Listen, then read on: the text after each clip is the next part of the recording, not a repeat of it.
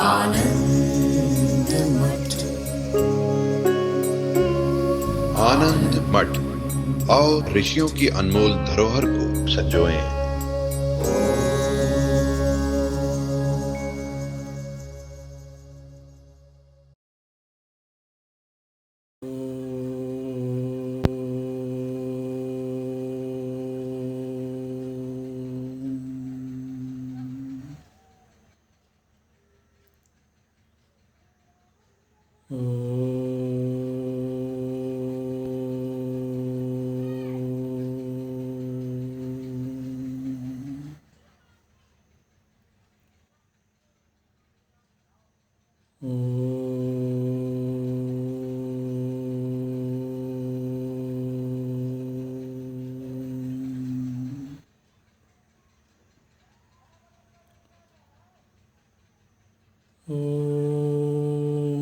भद्रं कर्णेभिः शृणुयाम देवाः, भद्रं पश्येमाक्षभिर्यजत्राः, स्थिरैरङ्गैस्तुष्ट्वागुंसस्तनूभिः व्यशेम देवहितं यदायुः।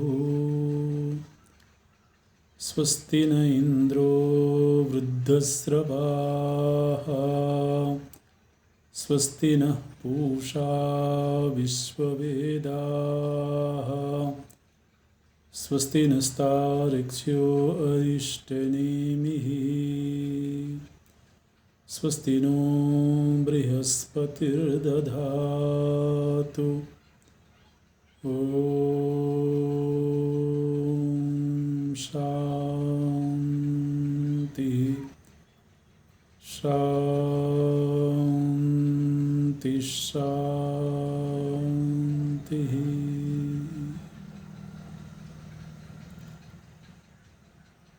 सच्चिदानन्दरूपाय विश्वोत्पत्त्यादिहेतवे तापत्रयविनाशाय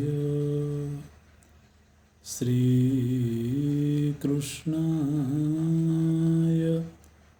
वयं नमः। श्रीकृष्णाय वयं नमः। नारायणं नमस्कृत्य नरं चैव नरोत्तमं,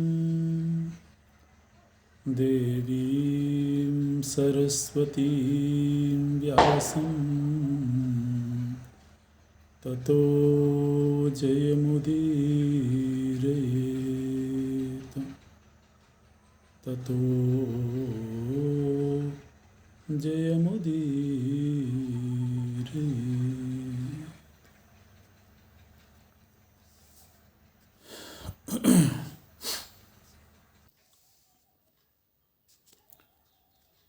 भगवान वेदव्यास जी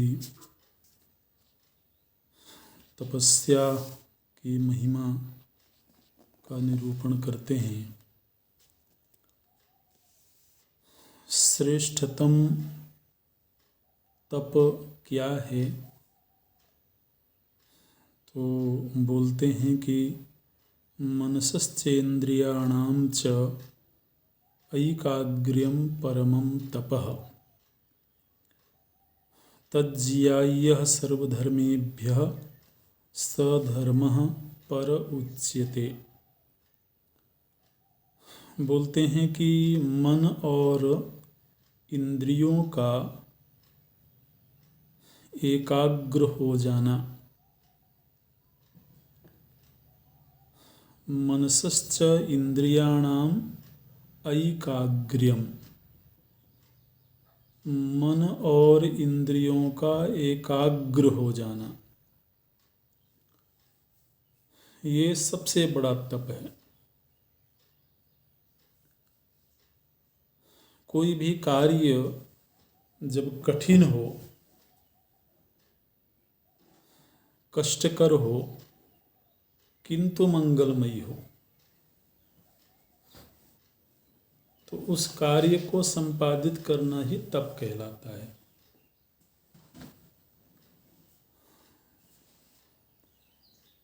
अगर कोई कार्य सहजता से संपन्न हो रहा हो तो फिर वो तप की श्रेणी में नहीं आएगा। तो तप के यूं तो कई रूप होते हैं, लेकिन श्रेष्ठतम तप किसको कहा गया?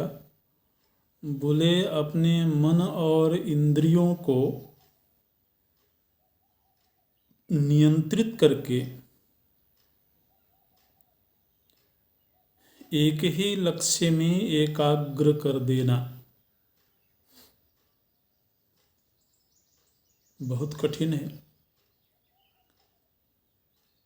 हर साधक इस कठिनाई का अनुभव करता है, यदि वो साधक है तो।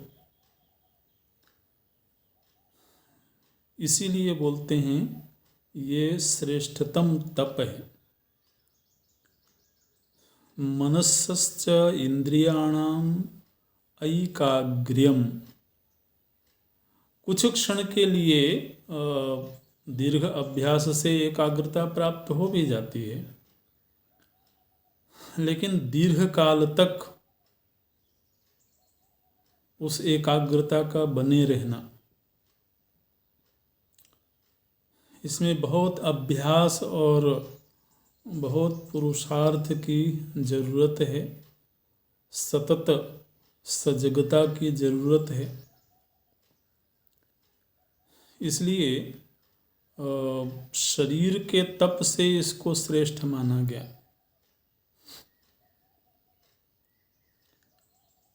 तो बहुत सुंदर ये तप की परिभाषा है।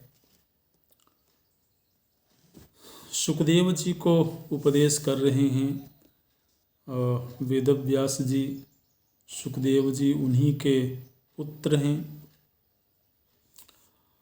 और पुत्र के साथ साथ वो शिष्य रूप में भी उनके सम्मुख उपस्थित हैं।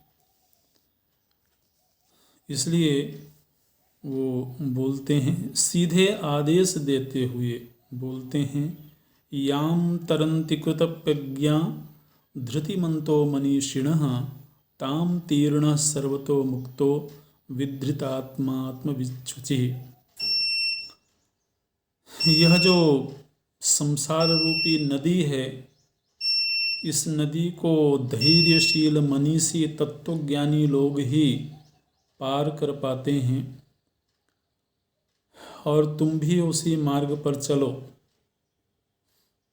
तुम भी इस संसार नदी को पार कर जाओ, समस्त बंधनों से मुक्त हो जाओ,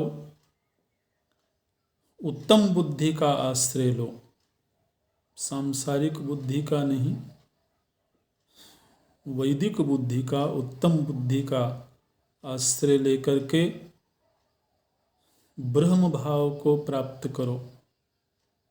उत्तमां बुद्धिमास्थाय ब्रह्म भूयान भविष्यसि। संतीर्णः सर्व संसारात् प्रसन्नात्मा विकल्मषः। जिस दिन तुम समस्त बंधनों से मुक्त हो जाओगे, संयत चित्त हो जाओगे, पवित्र हो जाओगे, उसी दिन तुम्हें ब्रह्म भाव की प्राप्ति होगी। आत्यंतिक दुखों की निवृत्ति पूर्वक प्रसन्नता की प्राप्ति होगी। इसलिए इस हेतु तुम अवश्य प्रयत्न करो।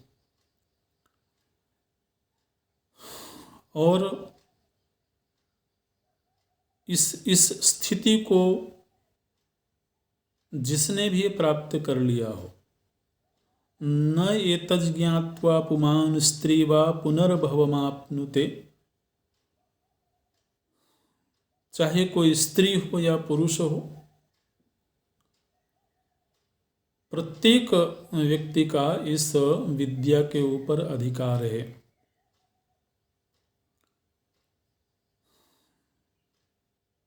क्योंकि ये जो ब्रह्म तत्व है ये ना तो स्त्री है और न पुरुष है,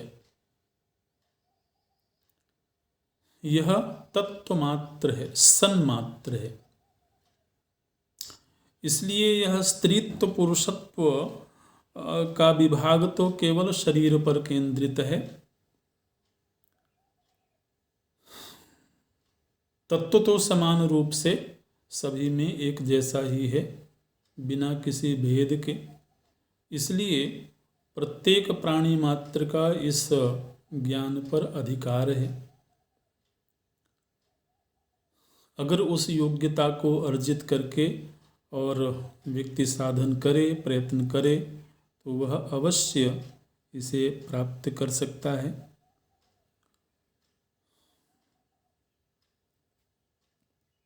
तो एक तरह से कई बार ऐसा आरोप लगाया जाता है शास्त्रों के प्रति, शास्त्रों के ऊपर, कि स्त्रियों के लिए कुछ प्रतिबंध हैं, कुछ रुकावटें हैं। तो हमारे शास्त्रों में जहाँ तक भक्ति की बात है, जहाँ अध्यात्म की बात है, वहाँ तो अंतःकरण की योग्यता को ही प्रधान माना गया। भेद है धर्म के क्षेत्र में। धर्म माने कर्तव्य, तो कर्तव्य तो वैसे भी अपनी पहचान के अनुरूप ही निर्धारित होता है। एक ही कर्तव्य हर व्यक्ति के लिए तो नहीं है। तो इसलिए वहाँ तो ये विभाग संभव है।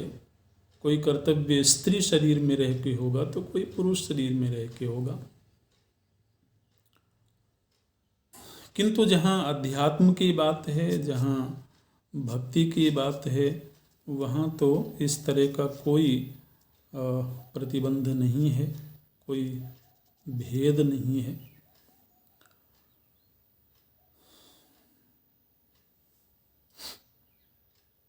बोलते हैं तत्प्रीति युक्तेन गुणान्वितेन पुत्रेण सत्पुत्र दमान्वितेन पृष्ठो हि संप्रीत मना यथार्थम ब्रूयात् सुतस्येह यदुक्तमेतत्।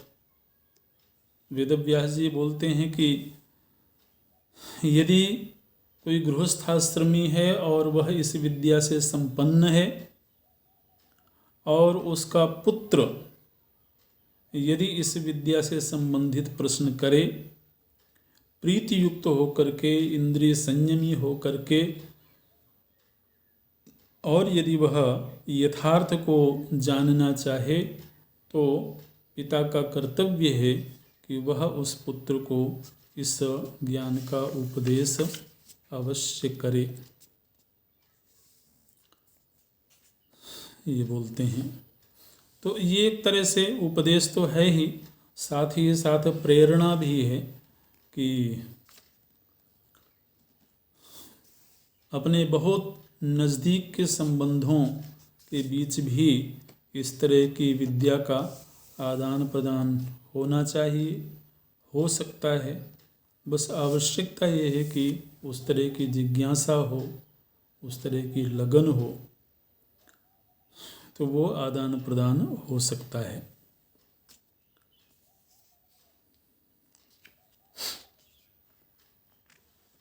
जो ज्ञान की स्थिति को संपन्न हो गए हैं, ज्ञानी के लक्षणों का निरूपण भी हम जगह जगह शास्त्रों में देखते हैं। गीता जी में आया है, वो श्लोक यहाँ पर उद्धृत करते हैं। आपूर्यमाणमचल प्रतिष्ठम समुद्रमापः प्रविशन्ति यद्वत् तद्वत् कामायं प्रविशन्ति सर्वे सशान्तिमाप्नोति न काम कामः। भोगों को चाहने वाला व्यक्ति शांति को प्राप्त नहीं करता है।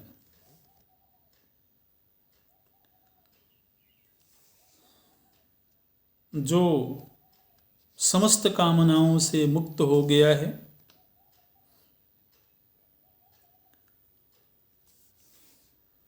फिर वो काम्य वस्तुएं खुद उस ज्ञानी पुरुष की कामना करती हैं।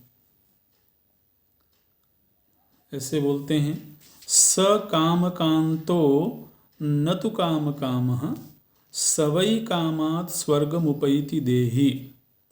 बोलते हैं जो स्थित प्रज्ञ महापुरुष है वह किसी वस्तु की कामना नहीं करता, बल्कि जो भोग्य वस्तुएं हैं वो वस्तुएं ही उस स्थित प्रज्ञ पुरुष की कामना करती हैं। तो ये कहने का ढंग है। ये ऐसी स्थिति है कि इस स्थिति को प्राप्त हो जाने पर बिना भोजन किए ही तृप्ति का अनुभव प्राप्त करता है। निर्धन होकर के भी धनवान होने का अनुभव प्राप्त करता है। येन तृप्यत्य भुंजानो येन तृप्यत्य वित्तवान येनास्नेहो बलम धत्ते यस्तम वेद स वेदविद। जो उस तत्व को जान गया है वह वैसी ही तृप्ति की अनुभूति करता है जैसी तृप्ति भूखा व्यक्ति भोजन मिल जाने से प्राप्त करता है। वो उसी तरह से संतोष का अनुभव करता है जिस तरह से निर्धन व्यक्ति को धन मिल गया हो। वह उसी तरह से बलवान होने का अनुभव करता है जो पौष्टिक द्रव्यों का सेवन करने से बल को प्राप्त करके अनुभव करता है।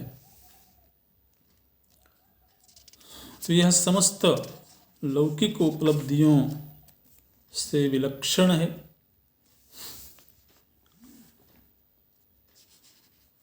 अच्छा,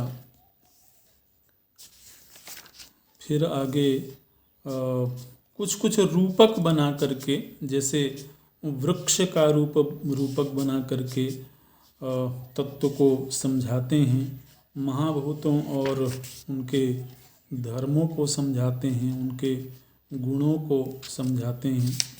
महाभूतों के सामान्य रूप से गुण हम एक एक देखते हैं, जैसे आकाश का गुण है, शब्द, तो इस तरह से। लेकिन यहाँ कुछ और गुणों का वर्णन करते हैं। प्रत्येक भूत के 10-10 गुणों का वर्णन किया गया है। जैसे पृथ्वी नाम का जो महाभूत है तो उसमें स्थिरता है, भारीपन है, कठिनता, बीज को अंकुरित करने की शक्ति, गंध, विशालता, संघात, स्थापना, धारण शक्ति। तो इस तरह से ये पृथ्वी के गुण माने जाते हैं। किसी भी वस्तु में जो ठोस रूपता दिखाई देती है वह ठोस रूपता जल की वजह से होती है। पिंडीभूत हो जाना, जैसे हम पृथ्वी को पिंडीभूत देखते हैं, पिंड के रूप में देखते हैं, तो अणुओं का पिंडीभूत होना यह जल की वजह से होता है। तो जल के क्या क्या गुण हैं बोलते हैं, शीतलता है, रस है, क्लेद, द्रवत्व, स्नेह, स्नेह माने चिकनापन होता है, सौम्य भाव, जिह्वा, ओले और बर्फ के रूप में जम जाना, तथा पृथ्वी से उत्पन्न अन्न आदि को गला देने का कार्य जल के द्वारा किया जाता है। तो ये सब जल के गुण माने गए हैं। अग्नि के जो गुण हैं उनमें दुर्धर्ष, जलना, ताप देना, पकाना, प्रकाश करना, शोक, राग, ये भी अग्नि के ही परिणाम हैं। हल्कापन, तीक्ष्णता और ज्वाला के रूप में ऊपर उठना और प्रकाशित होना, ये सब अग्नि के गुण माने जाते हैं। वायु के गुणों में स्पर्श, वाक इंद्रिय, चलने फिरने की स्वतंत्रता, बल, शीघ्र गमन, अपशिष्ट पदार्थों को शरीर से बाहर निकालना, ये भी वायु का ही कार्य होता है। प्राण, जन्म और मृत्यु। देखिए, जीव को, सूक्ष्म शरीर को स्थूल शरीर में लाना और दूसरे स्थूल शरीर में ले जाना, तो यह कार्य भी वायु का ही माना गया है। तो अगर प्राणों के संदर्भ में बात करें तो जो उदान वायु है वह ये कार्य करती है। तो इसलिए यहाँ पर जन्म मृत्यु यह भी वायु के द्वारा घटित होता है, वायु का कार्य माना गया है। शब्द, व्यापकता, छिद्र, किसी भी स्थूल पदार्थ का आश्रय न लेना, अव्यक्त, निर्विकारता, प्रतिघात शून्यता, श्रवण इंद्रिय, विकार रहित, ये सब आकाश के गुण माने गए हैं।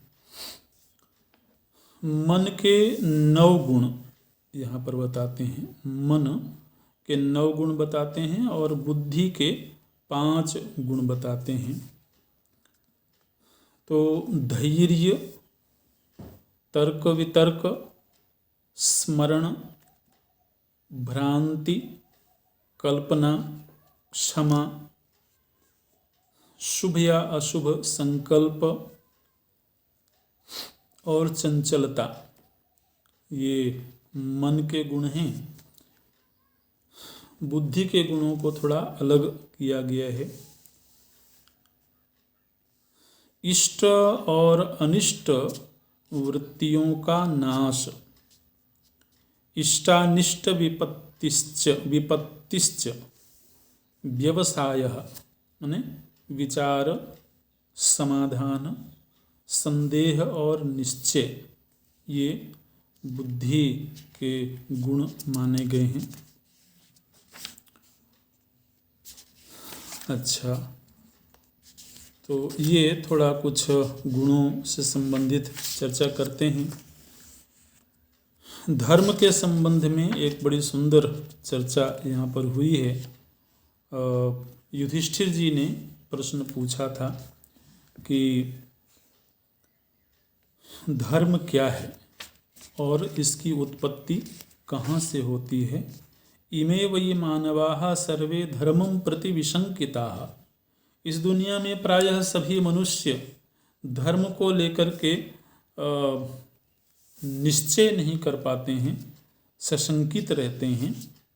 तो इसलिए कोयम धर्मः कुतो धर्मः तन्मे ब्रूहि पितामह। ये धर्म क्या है और कहाँ से उत्पन्न होता है, आप कृपा करके इस विषय में मुझे बताइए। तो बोलते हैं कि धर्म के स्वरूप को लक्षित करने वाले 3 कारक हैं जिनके द्वारा धर्म का निश्चय किया जाता है। सदाचारः, स्मृतिः, वेदास्त्रिविधम धर्म लक्षणम। तो एक तो वेद, दूसरे स्मृति। वेद अलग चीज है और स्मृति ग्रंथ अलग चीज है। तो वेद, स्मृति और सदाचार धर्म के ये 3 लक्षण माने 3 प्रमाण माने गए हैं हमारे शास्त्रों में। धर्म के विषय में प्रमाण क्या है, बोले वेद प्रमाण है। वेद ने जो कहा वो धर्म है। फिर स्मृति ग्रंथ ने जो कहा वो धर्म है। फिर तीसरा है प्रमाण सदाचार। सदाचार का मतलब होता है शिष्ट लोगों के द्वारा किया गया आचरण। श्रेष्ठ लोगों के द्वारा किया गया जो आचरण होता है वो आचरण भी धर्म के विषय में प्रमाण होता है, ये बोलते हैं। मनुस्मृति में तो 4 प्रमाणों को गिना गया है। वेद स्मृति सदाचारः स्वस्य च प्रियमात्मनः। अपनी अंतरात्मा भी धर्म के विषय में प्रमाण है, ऐसा महाराज मनु ने कहा है मनुस्मृति में। इन 3 को तो गिना ही है, वेद स्मृति। अब जैसे भगवत गीता है तो भगवत गीता स्मृति ग्रंथ है, वो वेद में गणना नहीं होती है इस तरह से।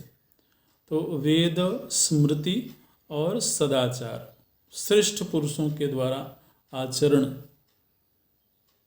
क्योंकि कर्म का क्षेत्र बहुत विस्तृत है, बहुत विशाल है। हर एक बात का निर्वचन शास्त्र में हो ऐसा जरूरी नहीं है। तो इसलिए बहुत कुछ सदाचार तो हम बड़ों के जीवन से सीखते हैं, उनके आचरण से सीखते हैं, तो वह भी धर्म के विषय में प्रमाण माना गया। और चौथा प्रमाण अपनी अंतरात्मा, अंतर्यामी, वो भी हमको सूचना देते हैं कि कौन सा कार्य कर्तव्य रूप है और कौन सा त्याज्य है, इस तरह से। तो यहाँ पर 3 की गणना करते हैं। सदाचार स्मृतिर्वेदास्त्रिविधम धर्म लक्षणम।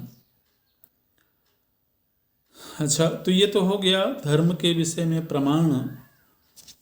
धर्म क्या है, धर्म आचरण क्या है? तो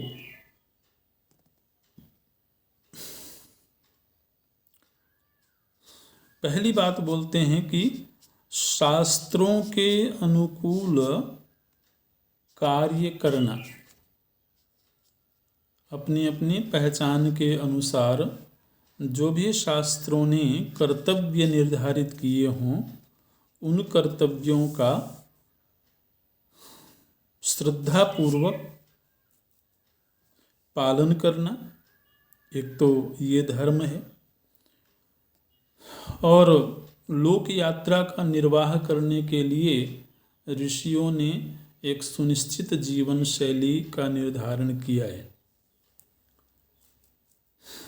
धर्म की चर्चा ऋषियों ने इसलिए करी है ताकि व्यक्ति अपने जीवन को सहजता और सुखपूर्वक जी सके। धर्म विहीन जो जीवन होता है उसमें कठिनाई ज़्यादा है, उसमें क्लेश ज़्यादा है, उसमें अस्थिरता ज़्यादा है। व्यक्ति को जो जीवन प्राप्त है वो जीवन स्थिर हो, ये सभी की चाहत होती है। यात्रा सुखद हो, ये सभी की चाहत होती है। तो इसलिए बोलते हैं लोक यात्रा का निर्वाह करने के लिए ही ऋषियों ने धर्म की मर्यादा स्थापित करी है। लोक यात्रार्थमेवेह धर्मस्य नियमः कृतः। लोक यात्रा को कठिन बनाने के लिए नहीं, लोक यात्रा को सहज बनाने के लिए।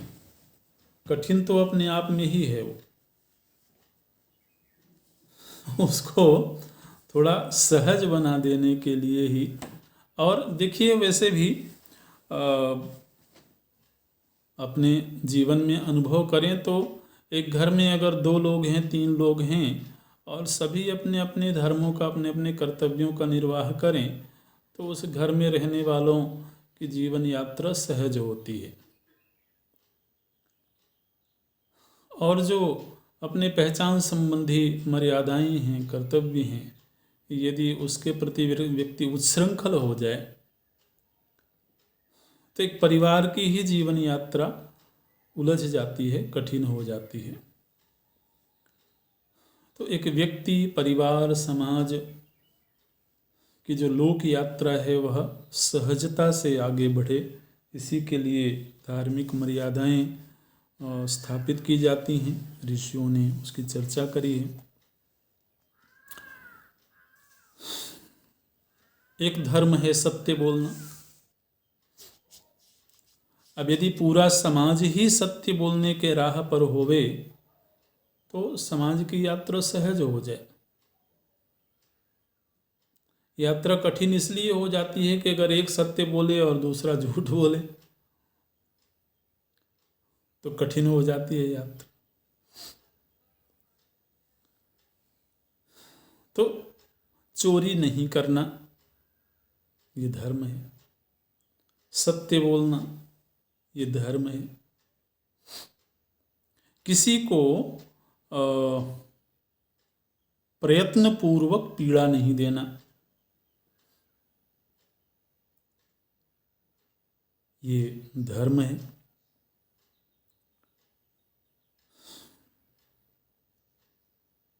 तो अब यदि इन धर्मों का व्यक्ति निर्वाह करता हो तो धर्म कोई भारी चीज तो नहीं है, उलझाने वाली चीज तो नहीं है। लेकिन धर्म को ठीक ठीक तरीके से नहीं समझने के कारण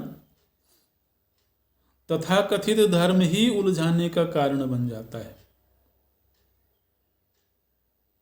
आज पूरी दुनिया में मनुष्य जाति में जो आपसी वैमनस्य है उसका एक बहुत बड़ा कारण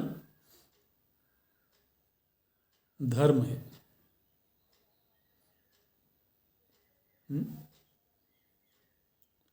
प्राचीन काल से जो समुदायों के बीच, समाजों के बीच आपसी उपद्रव होते रहे हैं, युद्ध होते रहे हैं, टकराव होते रहे हैं, आज भी हो रहे हैं और शायद आगे भी होते ही रहेंगे। तो उसमें कुछ दूसरे कारण भी होंगे, लेकिन एक बहुत बड़ा कारण धर्म है। लेकिन धर्म का विकृत रूप,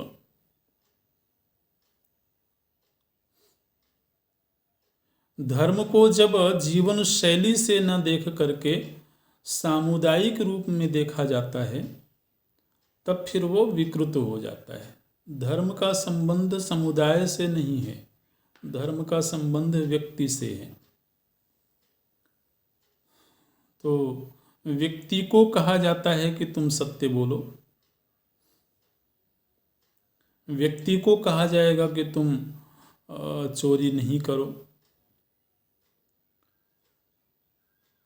तो इसलिए यदि हर व्यक्ति ही इन धार्मिक मर्यादाओं, इन जीवन मूल्यों से बंधा हुआ हो तो हमें नहीं लगता है कि किसी भी प्रकार के टकराव की स्थिति बन सकती है। इसी तरह से दान करना एक धर्म माना गया।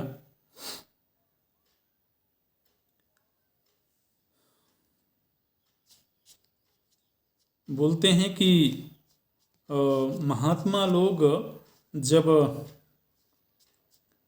दान करना धर्म बताते हैं तो कहते हैं कि कुछ धनवानों को ऐसा लगता है, कुछ धनवानों को ऐसा लगता है कि ये दरिद्रों के द्वारा चलाया हुआ धर्म है। दातव्यमित्ययं धर्म उक्तो भूत हिते रतैहि।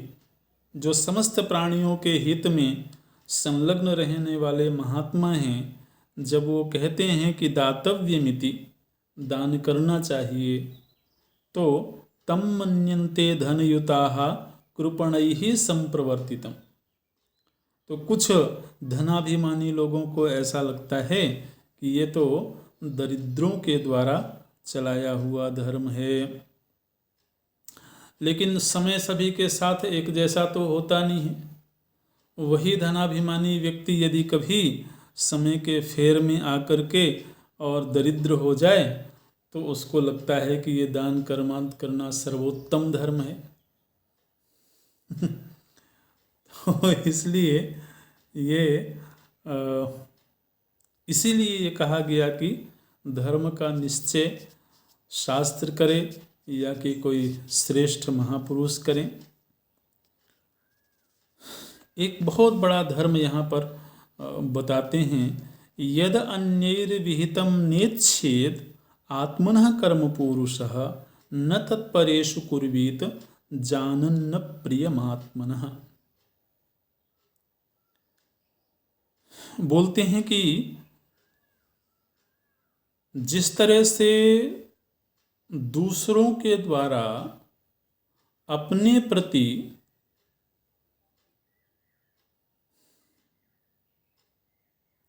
अवांछनीय व्यवहार नहीं चाहते हैं,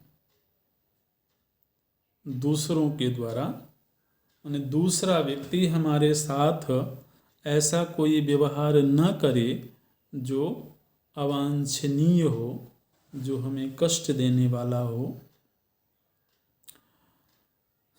तो यही ख्याल दूसरे के विषय में भी रखना चाहिए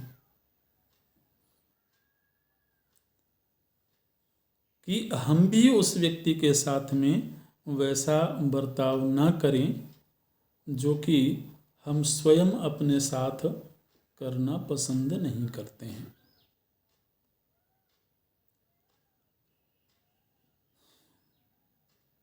कोई हमसे झूठ बोले तो ये हमें पसंद नहीं आएगा, हमारे लिए वांछनीय नहीं है। कोई हमारे साथ छल करे, कोई हमारे साथ कोई चोरी करने का व्यवहार करे, कोई वस्तु चुराने का व्यवहार करे, तो वह हमारे लिए वांछनीय नहीं है, हम नहीं चाहते हैं। तो निश्चित रूप से ये जानना चाहिए कि दूसरा व्यक्ति भी वैसा ही चाहता होगा। इसलिए दूसरे के प्रति भी वैसा व्यवहार न किया जाए जो हम स्वयं अपने प्रति नहीं चाहते हैं। ये भी एक बहुत बड़ा धर्म है। इसको शील बोला जाता है। वैसे शास्त्र की शैली में इसको शील बोलते हैं। जीवितुम यह स्वयं चेत कथम सोन्यम प्रघातयेत। बड़ी सुंदर बात बोलते हैं। बोले कि जो व्यक्ति स्वयं जीवन चाहता हो, स्वयं जीने की इच्छा रखता हो, वह दूसरे के प्राण कैसे ले सकता है?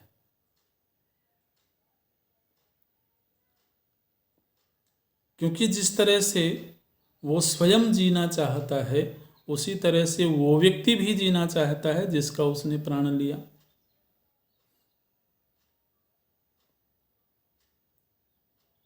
अगर हम स्वयं निर्भय रहना पसंद करते हैं तो दूसरे को हम भय कैसे दे सकते हैं?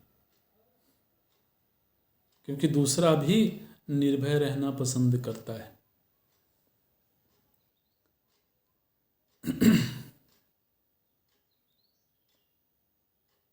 अतिरिक्तैः संविभजेत भोगैरन्यान् किंचनान् एतस्मात् कारणात् धात्रा कुसीदं संप्रवर्तितम्। बोलते हैं जो कुछ भी अपने पास में अपनी आवश्यकता से अधिक हो उन भोग्य पदार्थों को निश्चित रूप से वितरित करते रहना चाहिए, क्योंकि इस सृष्टि की वस्तुओं के प्रति प्रत्येक प्राणी का समान अधिकार है। कुछ थोड़े से लोगों को ये भ्रांति हो जाती है, ये गलत अवधारणा बन जाती है कि इस दुनिया में जो भी श्रेष्ठ चीज़ें हैं, जो भी भोग्य पदार्थ हैं, उन पर केवल उन्हीं लोगों का अधिकार है। ये एक भ्रांत धारणा बन जाती है।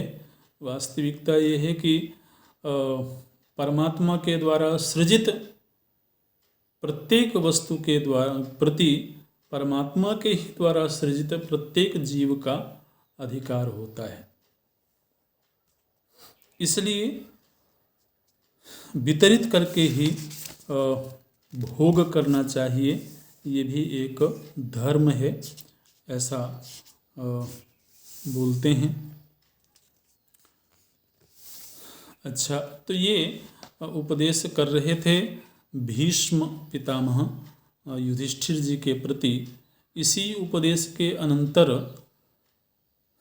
युधिष्ठिर जी ने कुछ प्रश्न खड़े कर दिए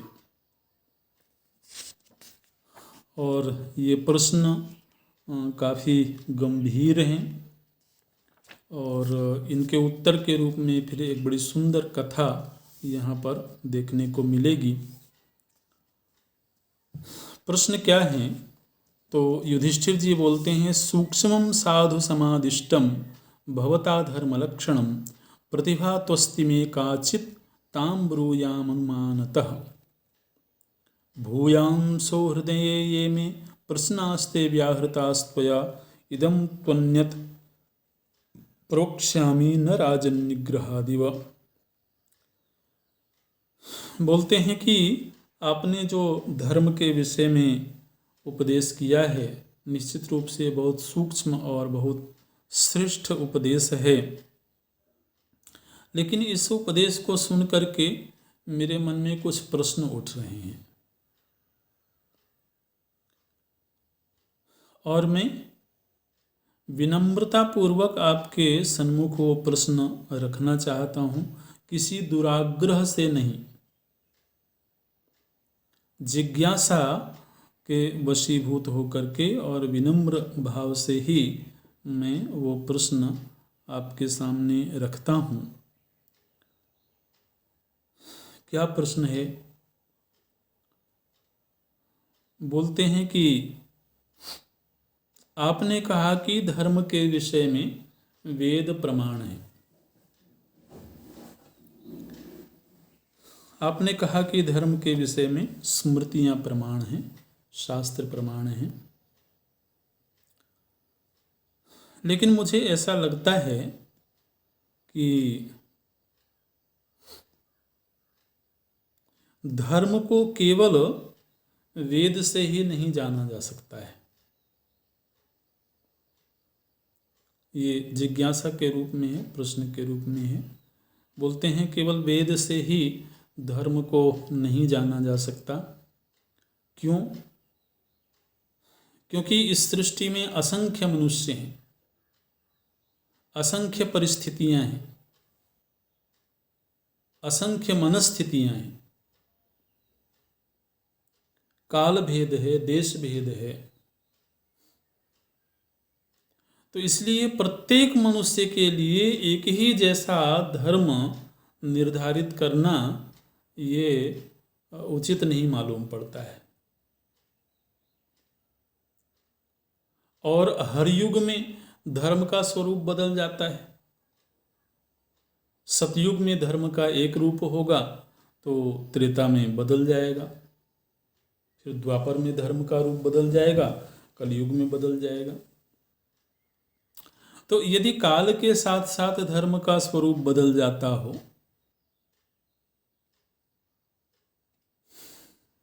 यदि देश के साथ साथ धर्म का स्वरूप बदल जाता हो, तो फिर केवल शास्त्र ही धर्म के संबंध में प्रमाण कैसे रह सकता है?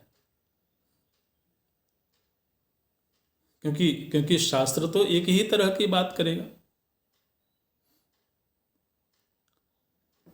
शास्त्र तो धर्म की जो व्याख्या करेगा वो एक स्टैंडर्ड होगा, वो एक निर्धारित धर्म होगा। लेकिन हर परिस्थिति में, हर काल में एक ही तरह का धर्म का आचरण, ऐसा तो मुझे दिखाई नहीं देता है।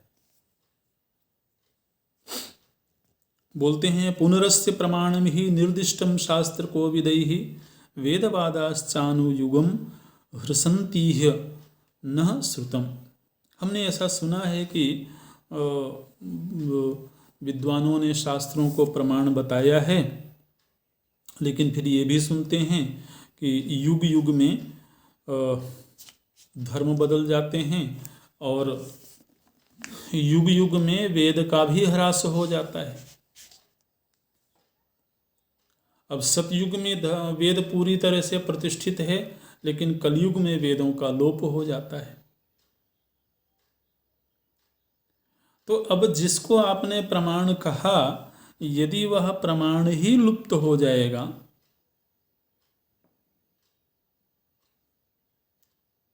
तो फिर धर्म का निर्धारक कौन होगा?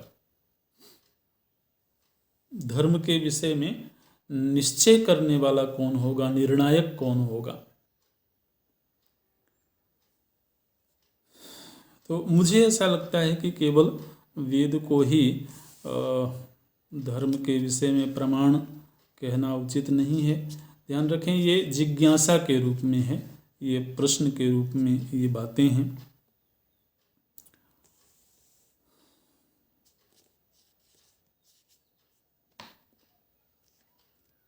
अच्छा, ते चेत सर्व प्रमाणम वै प्रमाणम यत्र विद्यते प्रमाणेप्यप्रमाणेन विरुद्धे शास्त्रता कृतः। बोलते हैं कि आपने कहा कि वेद ही प्रमाण हैं और फिर स्मृतियां भी प्रमाण हैं, लेकिन कभी कभी हम ऐसा देखते हैं कि स्मृतियां कोई ऐसी भी बात कहती हैं जो वेद विरुद्ध होती हैं। तो अब यदि कोई बात वेद के विरोध में हो लेकिन स्मृति प्रमाण हो, तो क्या फिर उसको धर्म मान लिया जाएगा अथवा नहीं माना जाएगा?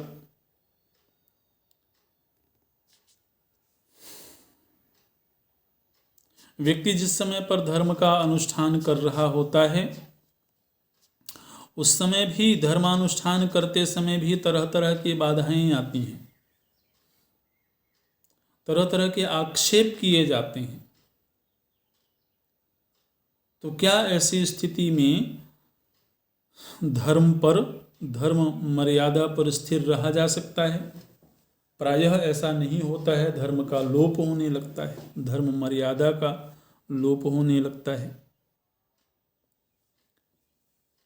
धर्म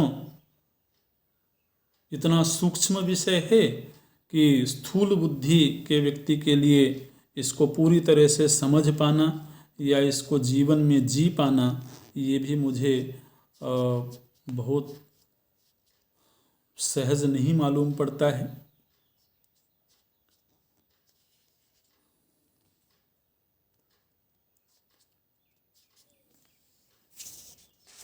और ख़ास तौर से कलयुग के संदर्भ में ये बात बोलते हैं कि दृष्टांत देते हैं, जैसे कि अगर जल पिलाने का जो पात्र होता है, गायों को जल पिलाने का पात्र होता है, निपान बोलते हैं यहाँ पर, निपानानी गोप्योपि क्षेत्रे कुल्ये च भारत स्मृतिर्हि शाश्वतो धर्मो विप्रणीनो न दृश्यते।